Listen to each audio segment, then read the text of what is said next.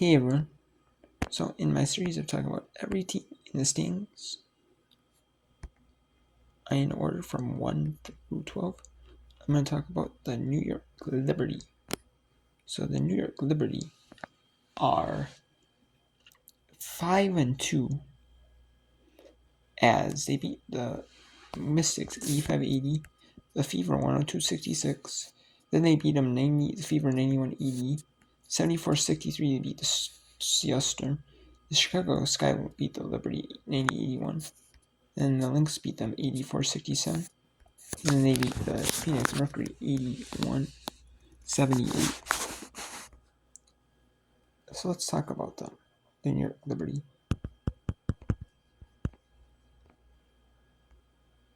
So the New York Liberty have a starting five. They're a team that relies a lot on their starting five. Last year they relied a bunch on their starters, and this year they're no different. Like Sabrina, she is pretty solid. She's going to get you the points, the rebounds, the assists. You know,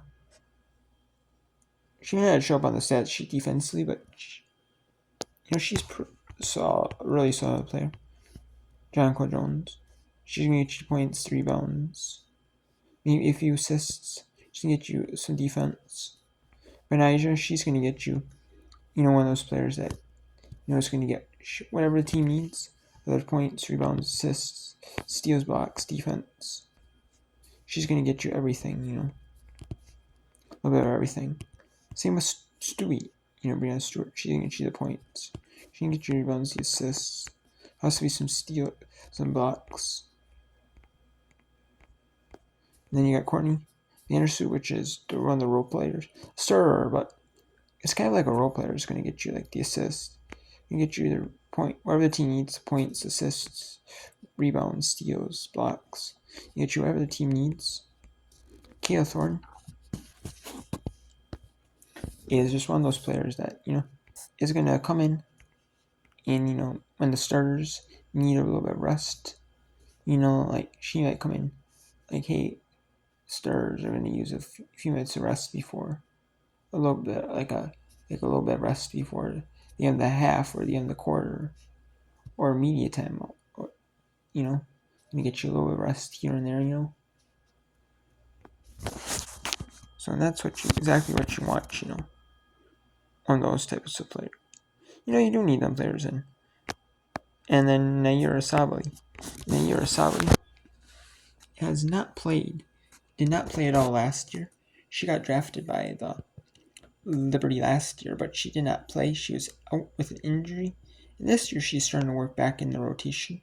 When you have a good, solid starting five rotation, a championship level, which they really are championship level almost. They made to WNBA finals last year.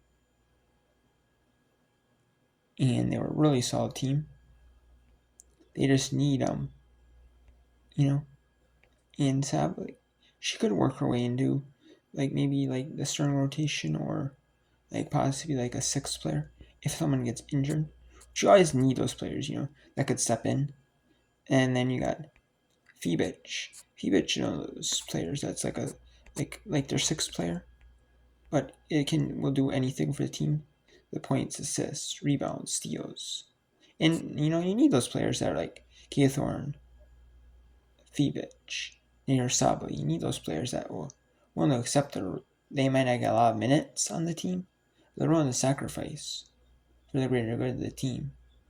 And especially at a team like the Liberty that really, really rely heavily on they have 11 players on the roster because of the salary cap, and they rely on players that, they have players that, and the Marine Johannes would be the 12th player, but she is not playing this year due to her national team commitments with the French national team for the Olympics, and they don't want her, playing in the WNBA this year. She already played her season in France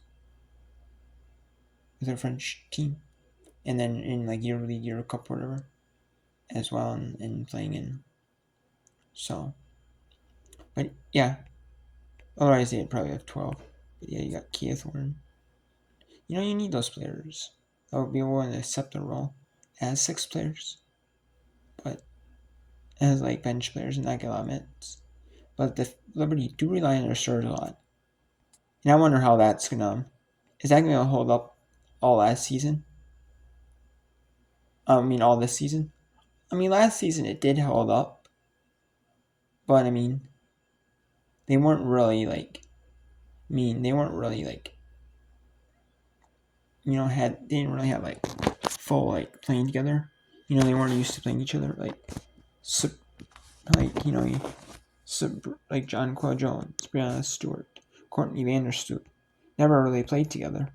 I mean, in the WNBA, Angelina Hamilton and Sabrina, I believe they played with each other before. I could be wrong, but I believe they did. So then you had players. Those two might have played with each other, I think, and like maybe they played with each other in 2022. So you got them players that never didn't really play together. Last season, before last season, really that core group didn't really play together much, really at all, if at all. Maybe they played within like All Star, like Team USA or something like that, but otherwise, they really didn't play with each other. So now they're getting, played with a heavy year in them. Made it to the finals. The WNBA finals was a game shy of the champion. Was 2 games away from winning. Lost the series 3-1. So it's 2 wins away from winning the championship. So, this season, but last season they seemed like pretty solid and like the second place team. This year they've already lost 2 games, so maybe they're not as dominant as they were last season, or maybe there's more good solid teams out there. That like last year anyone could be anyone. This year maybe that's even the case even more.